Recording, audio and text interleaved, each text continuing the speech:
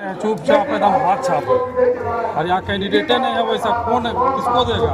एगो है केरला का बच्चा चोर है, एगो है अथी जमीन माफिया जहाँ तहाँ हड़पले भूलता है। घुसपैठी चिल्ला रहे हैं। मैं याद दिला दूं हमारा झारखंड किसी भी देश दूसरे देश से अपना बॉर्डर साझा नहीं करता। राज्य सरकार के अंतर्गत नहीं, केंद्र सरकार के अंतर्गत आता है।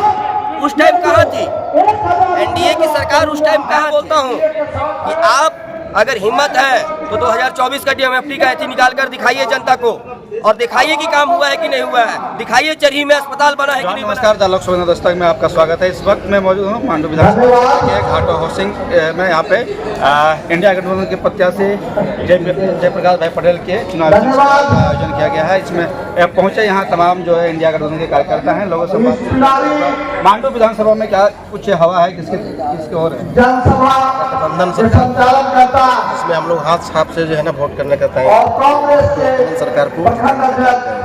क्यों लग रहा है ऐसा कि दोबारा मैंने पटेल इस बार मांडू विधानसभा से जीत के आएंगे? जो कि बीजेपी वाला सिर्फ नहीं है, इसलिए जयप्रकाश भाई पटेल जाएंगे। एक तरफ जो कहा भी जा रहा है कि दल बदल को लेकर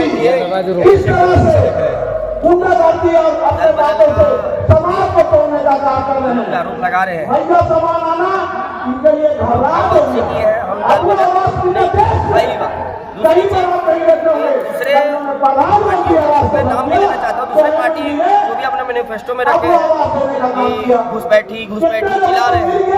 मैं याद दिला दूं हमारा झारखंड किसी भी देश दूसरे देश से अपना बॉर्डर साझा नहीं करता है, और बॉर्डर राज्य सरकार के अंतर्गत नहीं, केंद्र सरकार के अंतर्गत आता है।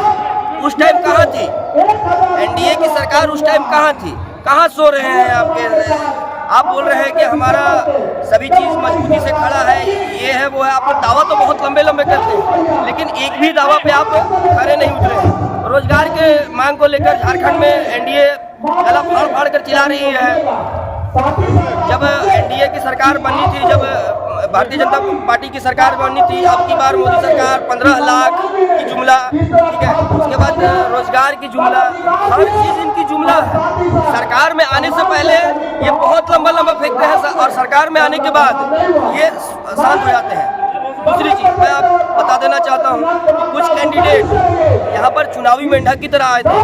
कोरोना काल में जब पूरा मानव जाति पर संकट में था, उस टाइम ये जितने भी समाज सेवी उभर कर जो आए हैं, जो तुरंत जब जैसी विधानसभा चुनाव आता है, लोकसभा चुनाव आता है, ये उभर के तुरंत आ जाते हैं सामने कि मैं भी समाज सेवी हूँ। मैं पूछना चाहता हूँ, मैं किसी जाति के बारे में बात नहीं कर रहा हूँ, मैं किसी धर्म के बारे में बात नहीं कर रहा हूँ, मैं मानव जाति के बारे में बात कर रहा हूँ। जब मानव जाति खतरे में थी तो आपने एक भी चीज बांटा हो, एक भी चीज समाज सेवा के रूप में किसी समाज को दिया हो तो हमको बताएं। समाज पार्टी से इस बार जो है मुस्लिम कम्युनिटी अपने और करने का काम कर रहे हैं, क्या लग रहा है? देखिए, मुस्लिम समाज इतना बेवकूफ नहीं है, वो भी समझ में आ रही है कि बीजेपी का बी टीम कौन है कौन नहीं है। मैं नाजिर अंसारी के बारे में एक बात बता देना चाहता हूँ कि वो जितने भी मुस्लिम समाज को अपना बता रहे हैं और जेपी पटेल के बारे में खिलाफ में जो बोल रहे हैं, वो पहली बात कि वो राजनीति में कच्चे खिलाड़ी लग रहे हैं। वो 2022 का डीएमएफटी का दिखा कर बोलते हैं कि 2022 का देखिए मेरे डीएमएफटी में इतना पैसा बचा हुआ है, विधायक जी डीएमएफटी में कोई काम नहीं करवाते हैं। मैं बोलता हूँ कि आप अगर हिम्मत है तो 2024 का डीएमएफटी का एथी निकाल कर दिखाइए जनता को, और दिखाइए कि काम हुआ है कि नहीं हुआ है। दिखाइए चरही में अस्पताल बना है कि नहीं बना है, दिखाइए चुरचू में अस्पताल बना है कि नहीं बना है, दिखाइए मोरनछुआ में रोड बना है कि नहीं बना है। अगर दिखाना है सच्चाई तो पूरा दिखाइए। दूसरी चीज कि जयप्रकाश भाई पटेल चाहे जिस पार्टी में रहे हों, वो किसी भी धर्म किसी भी जाति को एक दूसरे में लड़वाने का काम नहीं किए हो।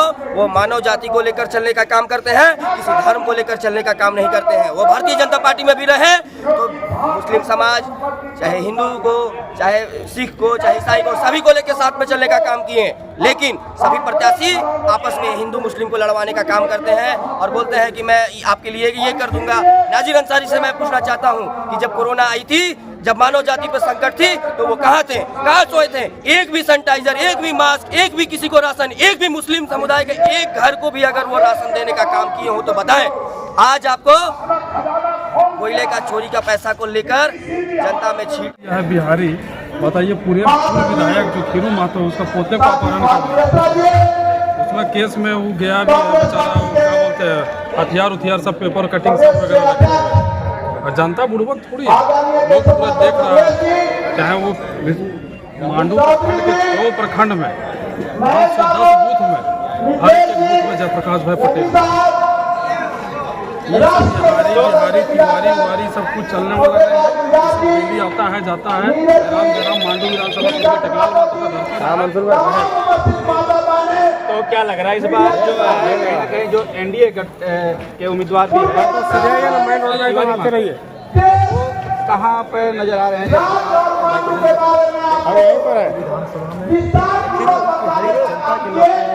भेलगढ़ा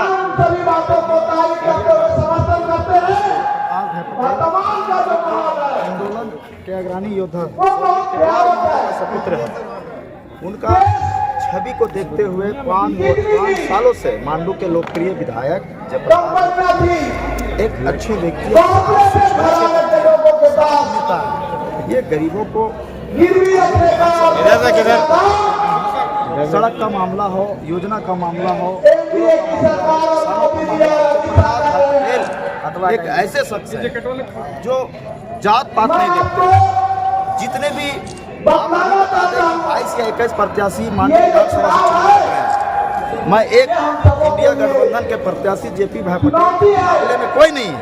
मांडू विधानसभा में हर एक बच्चा का भी लब में है कि जेपी पटेल मांडू मांगे, जेपी पटेल। जयप्रकाश भाई पटेल गरीबों का मसला को समझते हैं। आज सड़क देखिए, योजना का, आज मांडू विधानसभा का विकास देखिए। भाई पटेल ऐसे नेता है जो जमीनों को लेकर चल रहे हैं, और जब चुनाव आती है तो मेढक की तरह खून जाता है। कहाँ थे? जमीन पे कोई रहे, अगर जमीन में रहे तो स्वर्गीय टेकलाल महतो का सपुत्र जयप्रकाश भाई पटेल रहे। इसलिए हम लोग इंडिया गठबंधन के साथ हैं, जयप्रकाश भाई पटेल के साथ हैं। मांडू के विधायक जेपी पटेल थे, हैं और रहेंगे, और पूर्ण विश्वास के साथ कहते हैं कि मांडू के विधायक जेपी भाई पटेल को हम लोग पुनः भारी से भारी जिताकर और सरकार हेमंत सोरेन के लाभ कि जयराम का सभा हुआ था उसमें काफी संख्या में भीड़ जो लग रहा है कि इस बार कहीं ना कहीं जयराम इफेक्ट पड़ेगा जेपी भाई पटेल की। नहीं, मांडू में कोई इफेक्ट नहीं। मांडू में युवा, बुजुर्ग, महिला, एससी या कोई भी मुस्लिम जेपी भाई पटेल को पक्ष में सब चाह रहे हैं कि सरकार चाहे वो बिजली बिल, कृषि लोन माफी हो, फूलो जानवर लड़कियों को पैसा हो, या वो आवास हो, अनेक प्रकार की सरकार चला रही है आम जनता के लिए। पैसा कहीं ना कहीं हेमंत सोरेन सबसे मजबूत गठबंधन की सरकार बनना चाहिए। आरोप भी लगाया जा रहा है हेमंत सोरेन के कहीं ना कहीं रोजगार को लेकर युवाओं को ठगने का काम किया। जी आप सुनिए, 1947 में जब 1947 में हमारा देश आजाद हुआ तो पूरा विकसित नहीं कर सका पूरा देश। ये हम भी मानते हैं और ये सब कोई मानता है कि रोजगार के क्षेत्र में हेमंत सोरेन से मिस्टेक हुई है। तो इस बार 2024 में आने के बाद पहले रोजगार का ही पहला बैठक उसका कलम रोजगार में ही टेकलाल बाबू के साथ में जयप्रकाश भाई पटेल भी जुड़े हैं। तो कहीं ना कहीं आज तमाम विपक्षी दल जो है इस 40 साल का जो है सत्ता है उसको बदलने की बात कर रहे हैं। देखिए, पहली बात मैं बता देना चाहता हूँ कि किसी के कहने अथवा ना कहने से कोई फर्क नहीं पड़ता है। JMM, Congress, RJD, communist party सब मिलजुल कर एक है। अगर ये पिछले चुनाव का चारों पार्टी का अगर वोट का बात किया जाए तो आप लोग आकलन करके देख लेंगे कि हमारे जयप्रकाश भाई पटेल जो प्रत्याशी हैं उनको कोई नहीं रोक रहा है। दूसरी चीज़ कि पिछले बार टेकलाल बाबू के 2 बेटे चुनाव लड़े थे, इस बार एक लड़ रहे हैं। पूरे खानदान में एक है। तो आप सोच कर देखिए कि ये दोनों का वोट अगर एक जगह पड़ेगा तो इनको रोकने वाला कोई नहीं, पूरा मांडू विधानसभा। युवा खास करके जो है इस बार जो है जो तुष्टीकरण की राजनीति है हिंदू मुस्लिम को लेकर कहीं ना युवा का जो भागीदारी बहुत ज़्यादा देखने को मिल रहा है। क्या लग रहा है इस बार जो है झारखंड में सरकार को बदलने पर ये कहाँ तक सेट रहेगी? कुछ नहीं, चुपचाप एकदम हाथ छाप। और यहाँ कैंडिडेटे नहीं है वैसा, कौन किसको देगा? एगो है केरला का बच्चा चोर है, एगो है अथी जमीन माफिया जहाँ तहाँ हड़पले भूलता है, दूसरा है नाजिर अंसारी जिसके बारे में आप बोल रहे हैं, वो उसका समझ चाहिए कि दिन दहाड़े जो है 500 का कोयला डेहरिंग 5000 में बेचता है। ये सबसे परिवर्तन होगा? कुछ नहीं होगा।